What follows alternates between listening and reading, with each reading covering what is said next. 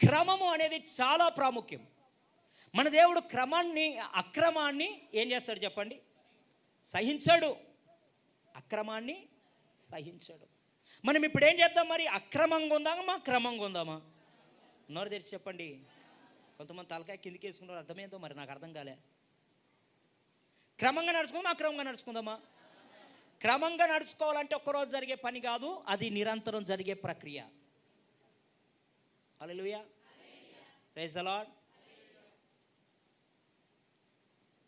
నిరంతరం జరిగే ప్రక్రియ. సంఘాన్ని క్రమపరచడానికి దేవుడు ఎవరిని పెట్టాడు తెలుసా? ఒకటి పరిశుద్ధాత్మనిచ్చాడు, రెండవది సేవకునిచ్చాడు. హల్లెలూయా. సేవకులు ఎందుకున్నారంటే క్రమపరచడానికి ఉన్నారు. ఆమేన్. సేవకులు క్రమపరచడానికి ఉన్నారు. క్రమమేదో అక్రమమేదో తెలియపరచడానికి ఉన్నారు. మిమ్మల్ని అందరినీ దేవుని ఎదుట నిలబెట్టడానికి ఉన్నారు. మీ ఆత్మలను కాయుచున్నారు. అక్రమాన్ని తొలగించి క్రమములో నడిపించడానికి ఉన్నారు.